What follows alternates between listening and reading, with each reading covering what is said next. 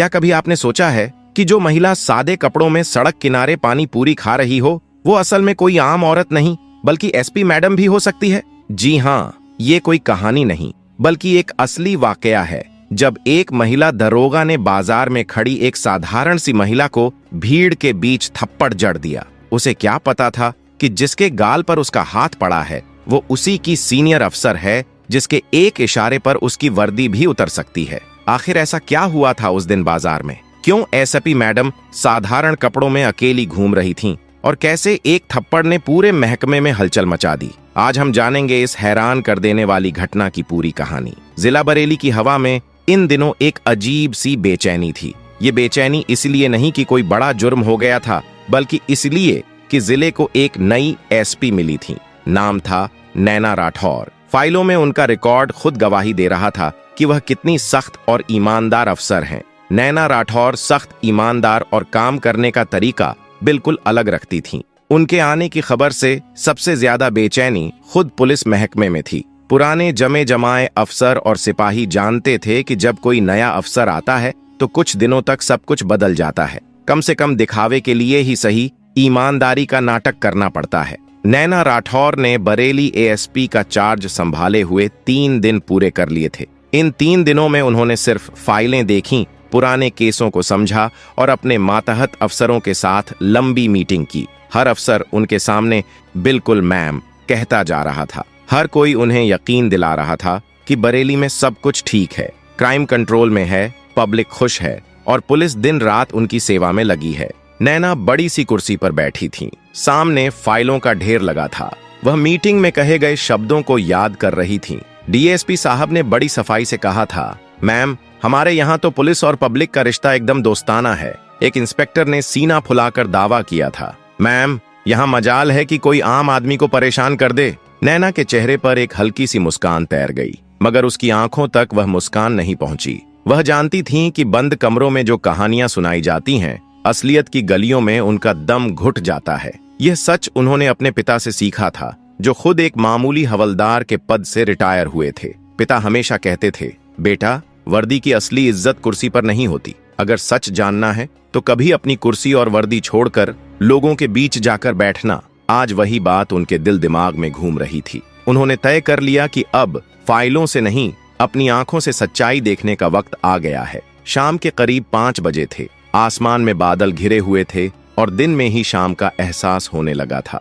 नैना ने अपनी वर्दी उतार दी। एक साधारण सा सलवार सूट पहना, पीला कुर्ता, काली सलवार और एक काला दुपट्टा। बालों को भी बहुत सादगी से बांध लिया। महंगी घड़ी उतार कर नैना ने एक पुरानी घड़ी पहन ली। पर्स में सिर्फ कुछ रुपए, एक मोबाइल और सबसे जरूरी चीज, अपना आईडी कार्ड बेहद अंदर की जेब में संभाल कर रख लिया। जब वह अपने बंगले से बाहर निकली तो गेट पर खड़े सिपाही ने सैल्यूट करने के लिए हाथ उठाया, लेकिन उसे साधारण कपड़ों में देखकर थोड़ी हिचकिचाहट हुई। वह बोला, अरे मैम, आप? नैना ने हल्की मुस्कान के साथ कहा, मैं बस यूं ही बाहर टहलने जा रही हूँ। किसी को बताने की जरूरत नहीं और ना ही कोई गाड़ी चाहिए। सिपाही हैरान जरूर था, लेकिन अफसर का हुक्म था। नैना बंगले के गेट से बाहर निकली और सड़क पर आ गईं। उन्होंने एक ऑटो रिक्शा रोका। नरम आवाज में पूछा, भैया, किला बाजार चलोगे? उसकी आवाज में कहीं भी अफसर होने का गुरूर नहीं था, बस एक आम लड़की की सादगी थी। ऑटो वाला मुस्कुराकर बोला, हाँ जी, बैठिए।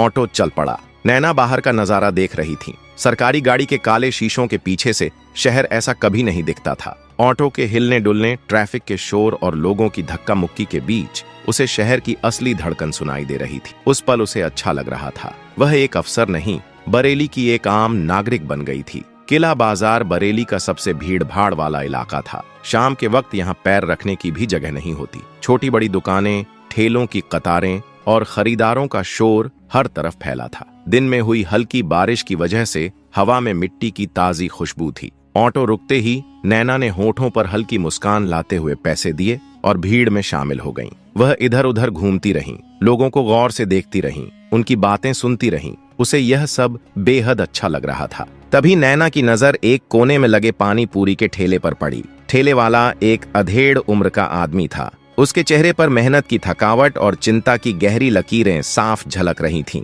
उसका नाम था राम लहरिया। वह बड़ी सफाई और सलीके से लोगों को पानी पूरी परोस रहा था। उसके पास 2-4 महिलाएं और कुछ बच्चे खड़े थे। नैना को भी बचपन की अपनी पसंद याद आ गई। उसे पानी पूरी का स्वाद बहुत पसंद था। वह ठेले के पास जाकर खड़ी हो गई और मुस्कुराकर बोली, एक प्लेट लगाना भैया। राम लहरिया ने सिर उठाकर देखा। सामने एक भोली भाली सी लड़की खड़ी थी। उसने भी मुस्कुराकर कहा, हाँ बेटिया, अभी देता हूँ। उसने पत्तों से बने धोने धोए सूजी के कुरकुरे गोलगप्पे निकाले, उनमें आलू चने का मसाला भरा और फिर चटपटे पानी में डुबोकर नैना की तरफ बढ़ा दिया। नैना ने पहला गोलगप्पा खाया और मन ही मन सोचा, वाह क्या स्वाद है। वह दूसरा गोलगप्पा खाने ही वाली थी कि अचानक बाजार में एक तेज ब्रेक लगने की कर्कश आवाज गूंजी। सभी लोगों ने एक साथ मुड़कर देखा। यह पुलिस की जीप थी। उसके रुकते ही पूरे बाजार में सन्नाटा फैल गया, जैसे किसी शिकारी के कदमों की आहट जंगल में हो और जानवर खुद को छिपा लें। अब शाम गहराने लगी थी और थोड़ा अंधेरा होने लगा था। दुकानदारों ने अपने ठेलों को और सलीके से सजाना शुरू कर दिया। जीप से 4 पुलिस वाले उतरे, 3 पुरुष और एक महिला। वो महिला थी सब इंस्पेक्टर अर्चना चौहान। अर्चना चौहान अपने इलाके में अपनी दबंग और तेज तर्रार छवि के लिए जानी जाती थी। लंबा कद, आंखों पर काला चश्मा, एकदम कड़क वर्दी और हाथ में एक मजबूत डंडा जिसे वह अक्सर हवा में घुमाती रहती थी। उसके चलने में एक अजीब सी अकड़ थी, जैसे वह किसी थाने की नहीं बल्कि पूरे जिले की मालिक हो। अर्चना चौहान की सीधी नजर राम लहरिया के ठेले पर पड़ी। वह अपने सिपाहियों के साथ बिल्कुल फिल्मी विलेन की तरह सीधे उस ठेले की तरफ बढ़ गई। जो लोग वहां पानी पूरी खा रहे थे वे डर कर किनारे हट गए। अर्चना चौहान ने डंडे से ठेले को ठकठकाया और तेज आवाज में बोली, ओए राम लहरिया, निकाल आज का हफ्ता, जल्दी निकाल। राम लहरिया का हंसता हुआ चेहरा अचानक पीला पड़ गया। उसके हाथ कांपने लगे। डरते डरते हाथ जोड़कर वह बोला, मैडम जी, आज कमाई नहीं हुई। सुबह से बारिश हो रही थी, दुकान भी देर से लगाई, बोनी भी ठीक से नहीं हुई। अर्चना चौहान ने उसकी बात सुनी और जोर से हंस पड़ी, मगर उसकी हंसी में दया नहीं थी बल्कि अपमान छिपा था। कमाई नहीं हुई तो क्या मैं मान लूं? ये जो लोग तेरे ठेले पर अभी खड़े थे ये सब फ्री में खा रहे थे क्या? नाटक मत कर, चल फटाफट पैसे निकाल। राम लहरिया अब लगभग रोने ही वाला था। कांपती आवाज में उसने कहा, मैडम सच कह रहा हूँ, घर में बच्ची की तबीयत खराब है, उसकी दवा भी ले जानी है, कल पक्का दे दूंगा मैडम, भगवान कसम। यह सुनकर अर्चना चौहान का पारा और चढ़ गया। उसका चेहरा गुस्से से लाल हो उठा। उसने दांत भींचते हुए कहा, तेरी हिम्मत कैसे हुई मुझे कल की तारीख देने की? तू मुझे सिखाएगा कि मुझे मेरा पैसा कब मिलेगा? कमाया हो या ना कमाया हो, पुलिस का हफ्ता तो फिक्स है, इसे अपने दिमाग में डाल ले। इतना कहकर अर्चना चौहान ने गुस्से में राम लहरिया के ठेले को एक जोरदार धक्का मार दिया। ठेले पर रखे गोलगप्पे, मसालों के बर्तन और पानी से भरे मटके सब जमीन पर बिखर गए। चटपटे पानी की धार सड़क पर बहने लगी, जैसे वह राम लहरिया की बेबसी और आंसू बनकर फैल गई हो। बेचारा राम लहरिया अपनी उजड़ती हुई दुकान को फटी फटी आंखों से देखता रह गया, मानो उसकी सारी दुनिया एक ही पल में खत्म हो गई हो। नैना थोड़ी दूर खड़ी यह सब देख रही थी। उसका खून खौल उठा। उसने अपने हाथ में पकड़ा हुआ गोलगप्पे का दोना कसकर भींच लिया। वह देख रही थी कि कैसे वर्दी का रोब एक गरीब की रोजी रोटी को कुचल रहा था। अब आसमान साफ था और लोग चुपचाप खड़े तमाशा देख रहे थे। किसी की हिम्मत नहीं हुई कुछ कहने की। सबकी आंखों में बस डर ही डर था। नैना अब और बर्दाश्त नहीं कर सकी। उसे पता था कि अगर आज वह चुप रह गई तो अपनी ही नजरों में गिर जाएगी। उसी वक्त उसके कानों में पिता की आवाज गूंजी, जब जुल्म करने वाला गुनाह करता है उससे बड़ा गुनाहगार वह होता है जो चुपचाप खड़ा सब देखता है। उसने गहरी सांस ली और धीरे धीरे कदम बढ़ाए। उसके कदमों में कोई डर नहीं था, बस एक अजीब सी शांति और दृढ़ता थी। वह सीधे अर्चना चौहान के सामने जाकर खड़ी हो गई। अर्चना चौहान और उसके सिपाही उसे देखकर चौंक गए। एक साधारण सी लड़की की यह हिम्मत कैसे हुई कि वह उनके सामने आ जाए? नैना ने बहुत ही सीधी लेकिन सख्त आवाज में कहा, एक्सक्यूज मी ऑफिसर। अर्चना चौहान ने उसे ऊपर से नीचे तक घूरा और कड़क लहजे में पूछा, क्या है? नैना ने सड़क पर बिखरे सामान की तरफ इशारा किया और शांत लेकिन तीखे स्वर में बोली, आप इनसे किस कानून के तहत पैसे वसूल रही हैं और आपको किसने यह हक दिया कि आप इनकी रोजी रोटी को इस तरह बर्बाद करें? नैना का सवाल सीधा और सटीक था। यह सुनते ही अर्चना चौहान का अहंकार तिलमिला उठा। आज तक किसी ने उसकी आंखों में आंखें डालकर ऐसे सवाल करने की जुर्रत नहीं की थी, वह भी एक मामूली सी दिखने वाली लड़की ने। अर्चना चौहान गुस्से से कांपते हुए चिल्लाई, तू कौन होती है मुझसे सवाल करने वाली? अर्चना चौहान गर्जी, बड़ी आई वकील, तेरे बाप का ठेला है क्या जो बीच में बोल रही है? एक सिपाही ने आगे बढ़कर नैना को डराने की कोशिश की। उसने ऊंची आवाज में कहा, ए लड़की, चलती बन यहां से, वरना थाने ले जाकर तेरी अक्ल ठिकाने लगा देंगे। लेकिन नैना अपनी जगह से 1 इंच भी नहीं हिली। उसकी आंखें सीधी अर्चना चौहान की आंखों में थीं। उन नजरों में डर की जगह सिर्फ एक गहरी चुनौती साफ दिखाई दे रही थी। नैना ने शांत लेकिन ठोस आवाज में कहा, मैं इस देश की एक आम नागरिक हूं और एक नागरिक होने के नाते मुझे यह सवाल पूछने का पूरा हक है। आप वर्दी में हैं, कानून की रक्षक हैं, भक्षक नहीं। बताइए, इंडियन पीनल कोड के किस सेक्शन में लिखा है कि पुलिस किसी गरीब से हफ्ता वसूलेगी? इंडियन पीनल कोड सेक्शन जैसे शब्द सुनकर अर्चना चौहान और भी तिलमिला गई। उसे लगा यह लड़की कुछ ज्यादा ही पढ़ी लिखी है और अब उसे कानून सिखा रही है। उसका दिमाग गुस्से से बिल्कुल सुन्न हो गया। पूरे बाजार के सामने उसे अपनी बेइज्जती महसूस होने लगी थी। हर नजर उस पर टिक गई थी। एक मामूली सी लड़की ने जैसे उसकी अकड़ की पूरी धज्जियां उड़ा दी हों। उसने आव देखा न ताव, गुस्से में कांपते हुए अपना हाथ पूरी ताकत से हवा में घुमाया और झटके से एक जोरदार थप्पड़ नैना के गाल पर जड़ दिया। थप्पड़ की आवाज इतनी तेज थी कि पूरे बाजार में गूंज उठी। चारों तरफ एक पल के लिए सन्नाटा छा गया, वक्त जैसे थम गया हो। नैना का सिर झटके से एक तरफ घूम गया। उसके कान में अजीब सी सनसनाहट होने लगी। गाल पर तेज जलन थी, लेकिन यह थप्पड़ सिर्फ उसके गाल पर नहीं, उसकी वर्दी पर पड़ा था, उसके पद पर पड़ा था और इस देश के कानून पर पड़ा था। अर्चना चौहान ने हाथ झटकते हुए तुच्छता से कहा, यह है मेरे कानून का सेक्शन, अब दफा हो जा यहां से, वरना दूसरा गाल भी लाल कर दूंगी। अर्चना चौहान ने झल्लाकर कहा। चारों ओर खड़ी भीड़ में फुसफुसाहट शुरू हो गई। कुछ लोगों को उस लड़की के लिए बुरा लग रहा था, तो कुछ सोच रहे थे कि इसे पुलिस से पंगा लेने की क्या जरूरत थी। राम लहरिया की आंखों में आंसू आ गए। उसे महसूस हुआ कि उसकी वजह से एक बेकसूर लड़की को मार खानी पड़ी।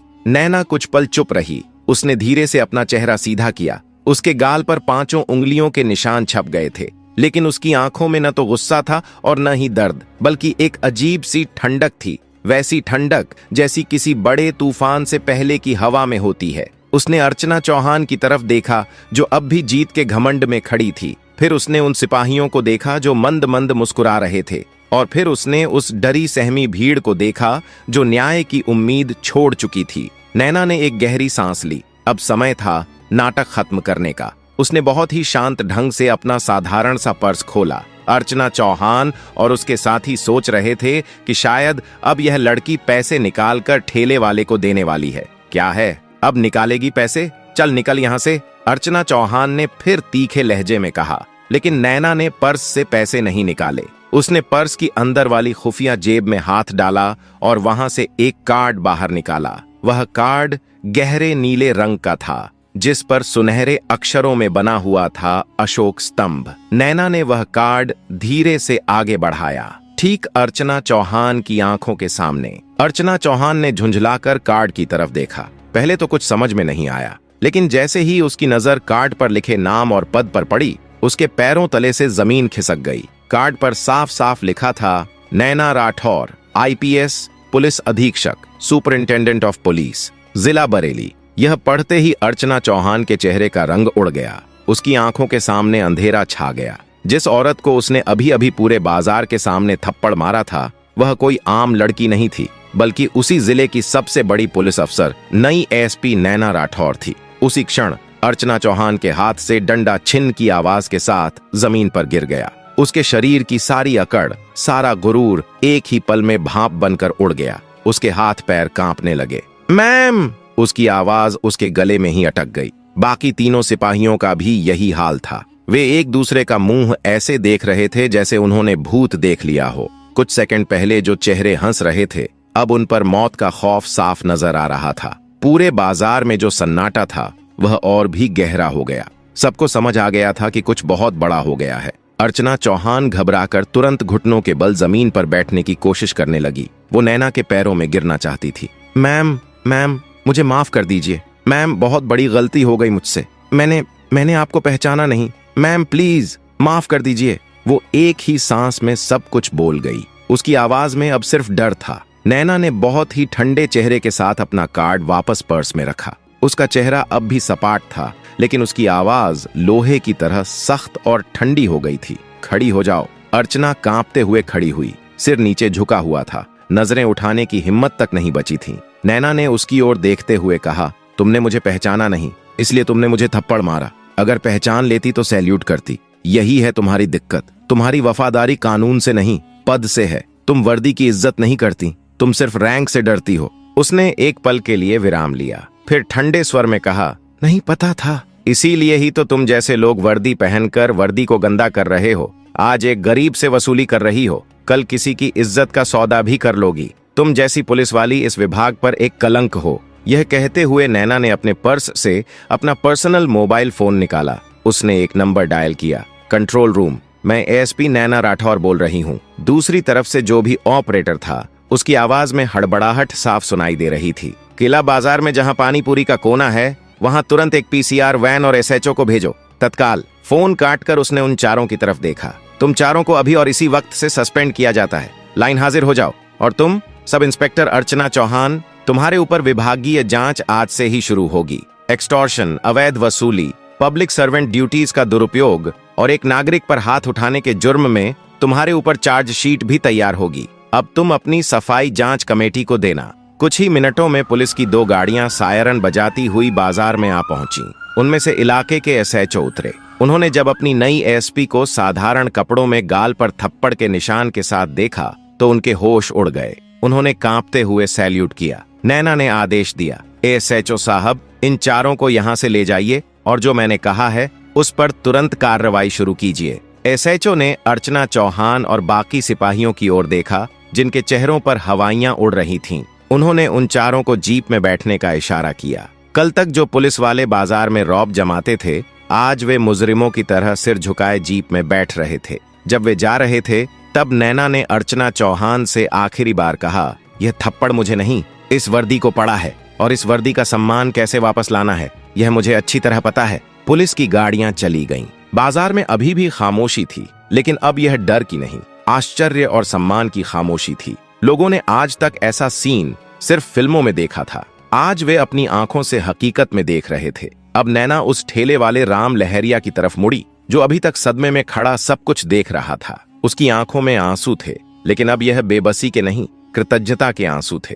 नैना ने उसके कंधे पर हाथ रखा। उसकी आवाज में अब वही पुरानी नरमी लौट आई थी। बाबा, आपका नाम क्या है? उसने कांपती आवाज में कहा। जी, राम लहरिया। राम लहरिया जी, जो आपका नुकसान हुआ है उसकी भरपाई सरकार करेगी, और आज के बाद आपसे कोई भी पुलिस वाला अगर 1 रुपया भी मांगे या आपको डराए धमकाए तो आप डरना मत, सीधा मेरे ऑफिस आना। मेरा दरवाजा आपके जैसे शरीफ लोगों के लिए हमेशा खुला है। उसने अपनी जेब से 500 रुपये का एक नोट निकाला और उसकी हथेली पर रख दिया। यह मेरी तरफ से है, आपके नुकसान के लिए नहीं, आपकी बेटी की दवाई के लिए। जाइए और अपनी दुकान फिर से लगाइए। राम लहरिया की आंखों से झरझर आंसू बहने लगे। वह कुछ बोल नहीं पाया, बस हाथ जोड़कर खड़ा रहा। नैना ने भीड़ की तरफ देखा और ऊंची आवाज में कहा, आप सब लोग गवाह हैं कि आज यहाँ क्या हुआ। डरिए मत, पुलिस आपकी सुरक्षा के लिए है, आपको लूटने के लिए नहीं। अगर कोई भी वर्दी वाला अपनी ताकत का गलत इस्तेमाल करता है तो चुप मत रहिए, आवाज उठाइए, मैं आपके साथ हूँ। यह कहकर नैना मुड़ी और धीरे धीरे भीड़ से बाहर निकल गई, वैसे ही जैसे वह आई थी। लेकिन अब वह सिर्फ एक आम लड़की नहीं थी, वह बरेली के लोगों के लिए उम्मीद की एक किरण बन गई थी। उस रात जब नैना राठौर अपने बंगले पर लौटी तो उसने आईने में अपना चेहरा देखा। गाल पर अभी भी हल्का सा निशान था, लेकिन आज उसे उस निशान में दर्द नहीं, एक सुकून दिख रहा था। उसे लगा कि आज उसने सच में अपनी वर्दी का कर्ज चुकाया है। यह खबर पूरे जिले में आग की तरह फैल गई। हर पुलिस वाले के दिल में यह बात बैठ गई कि नई एएसपी सिर्फ ऑफिस में बैठने वाली अफसर नहीं है, वह सड़कों पर घूमकर न्याय करने वाली अफसर है। उस एक थप्पड़ की गूंज ने पूरे बरेली जिले के पुलिस महकमे को हिलाकर रख दिया था। एक नई सुबह हो चुकी थी, जहां कानून का रास्ता वर्दी के आतंक का नहीं था। अगली सुबह बरेली पुलिस लाइन में माहौल बिल्कुल अलग था। हवा में एक अजीब सी खामोशी और तनाव था। चाय की दुकानों पर,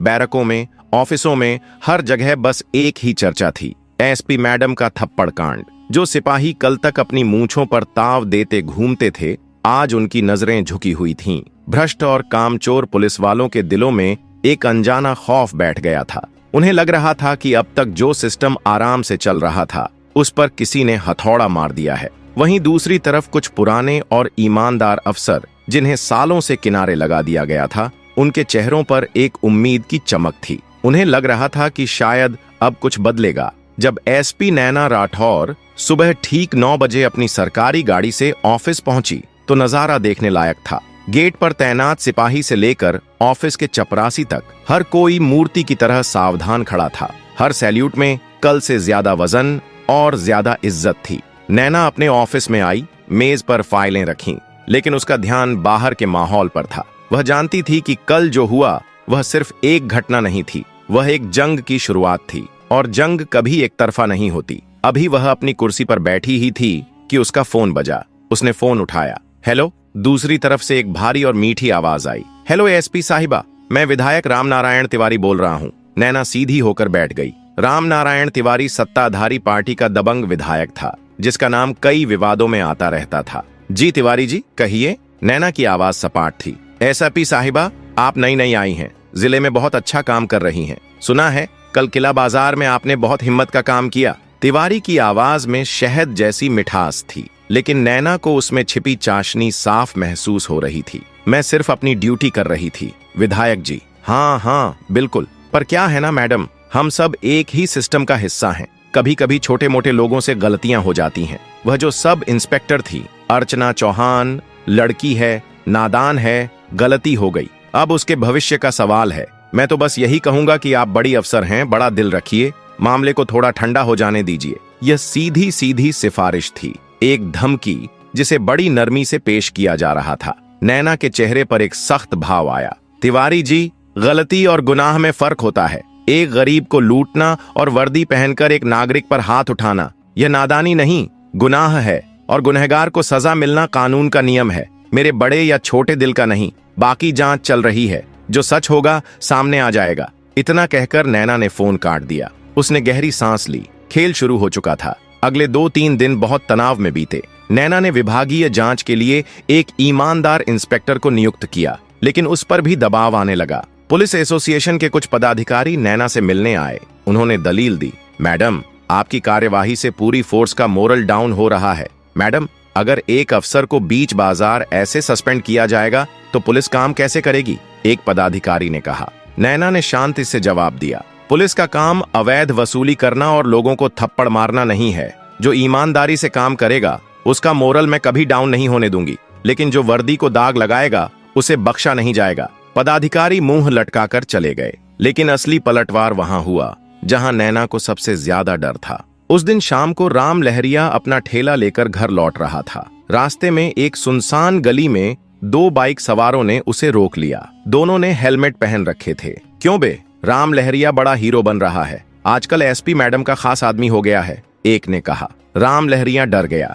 नहीं नहीं साहब, मैंने कुछ नहीं किया, कुछ नहीं किया। अब करेगा, कल जाकर बयान देगा कि उस दिन तेरी ही गलती थी, तूने ही मैडम से बदतमीजी की थी और ऐसा ही अर्चना ने तुझे बचाने की कोशिश की थी, समझ गया? दूसरे ने उसकी कॉलर पकड़कर धमकाया। लेकिन यह तो झूठ है, सच झूठ हम सिखाएंगे तुझे। अगर अपनी और अपने घर में जो बच्ची है उसकी सलामती चाहता है तो वही करना जो कहा गया है, वरना यह ठेला तो क्या, तू भी सड़क पर पड़ा मिलेगा। इतना कहकर उन्होंने उसे एक धक्का दिया और बाइक तेजी से भगा ले गए। राम लहरिया वहीं जमीन पर बैठ गया। उसका पूरा शरीर कांप रहा था। एक तरफ ईएसपी मैडम का भरोसा था, दूसरी तरफ अपने परिवार की जान का खतरा। एक गरीब आदमी के लिए इंसाफ की लड़ाई कितनी महंगी पड़ सकती है, यह उसे आज समझ आया था। अगली सुबह राम लहरिया डरा सहमा एसपी ऑफिस पहुंचा। उसकी हिम्मत नहीं हो रही थी, लेकिन उसे लगा कि अगर वह मैडम को नहीं बताएगा तो यह धोखा होगा। नैना ने उसकी हालत देखी और सब समझ गई। उसने उसे पानी पिलाया और बिठाया।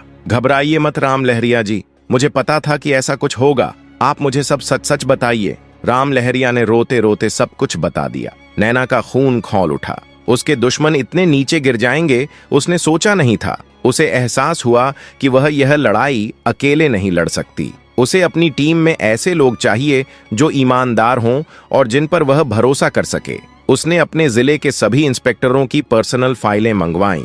वह एक एक फाइल को ध्यान से पढ़ने लगी। ज्यादातर फाइलें चापलूसी और सिफारिशों से भरी थीं, लेकिन एक फाइल पर आकर उसकी नजरें रुक गईं। इंस्पेक्टर शमशेर सिंह।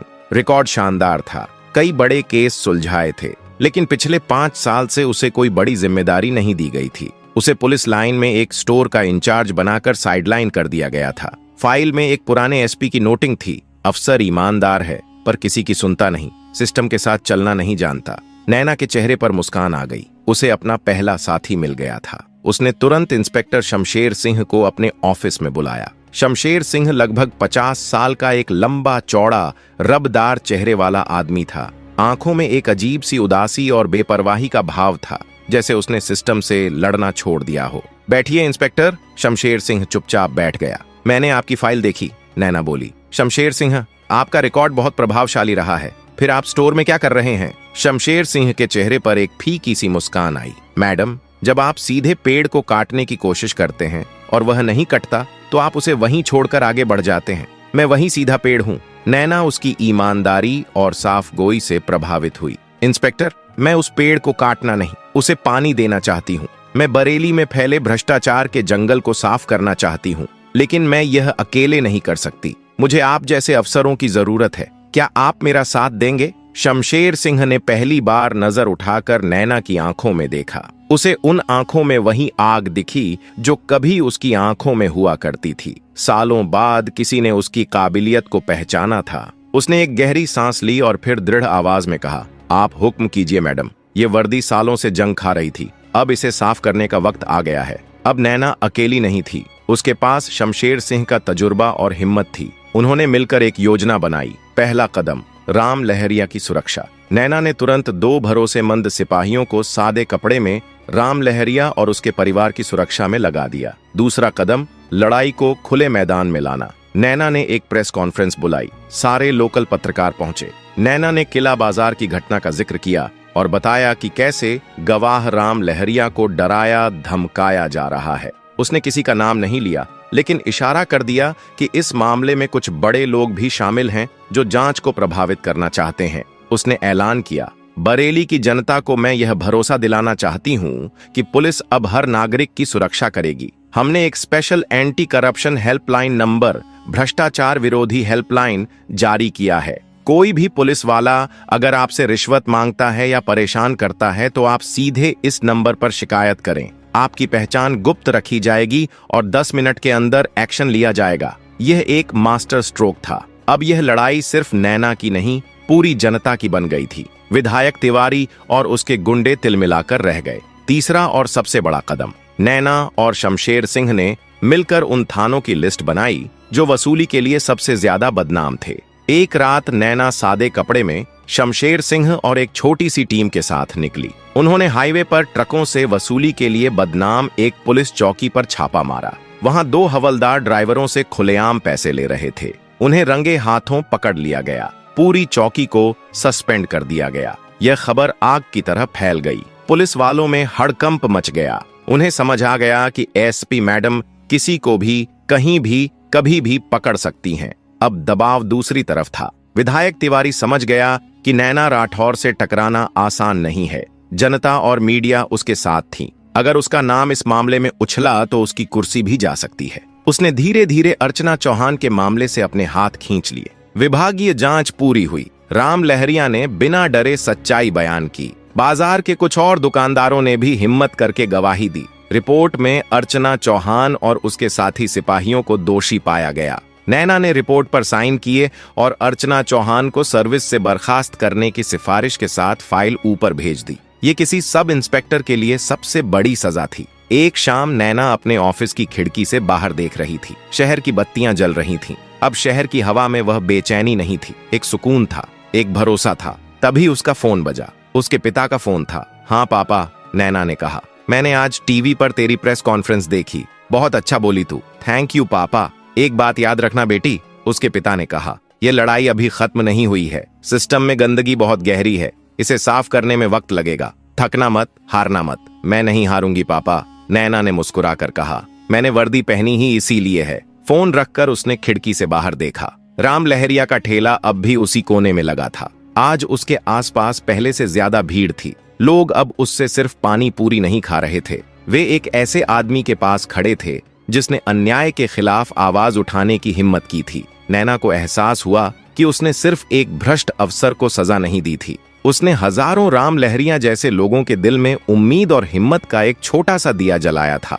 और जब तक यह दिया जलता रहेगा वर्दी का असली रंग कभी फीका नहीं पड़ेगा। अगली सुबह जब सूरज निकला, शहर की गलियों में फिर से वही चहल पहल लौट आई थी। राम लहरिया का ठेला उसी कोने पर लगा था, लेकिन इस बार उसके चेहरे पर पहले से कहीं ज्यादा सुकून था। पुलिस स्टेशन के बाहर बच्चे बेफिक्र खेल रहे थे।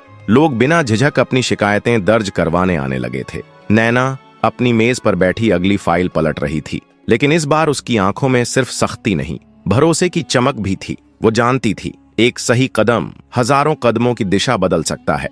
सुबह की हवा में कुछ बदला बदला सा था। नैना ने खिड़की से बाहर झांका और खुद से कहा, शायद बदलाव धीरे आता है, पर जब आता है तो फिर कभी पीछे नहीं जाता।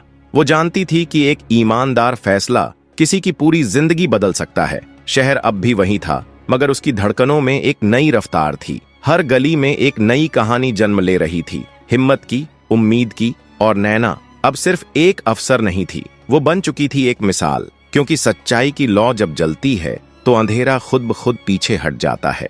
तो दोस्तों, इस वीडियो में बस इतना ही। अगर आपको यह वीडियो पसंद आया हो तो इसे लाइक करना बिल्कुल ना भूलें।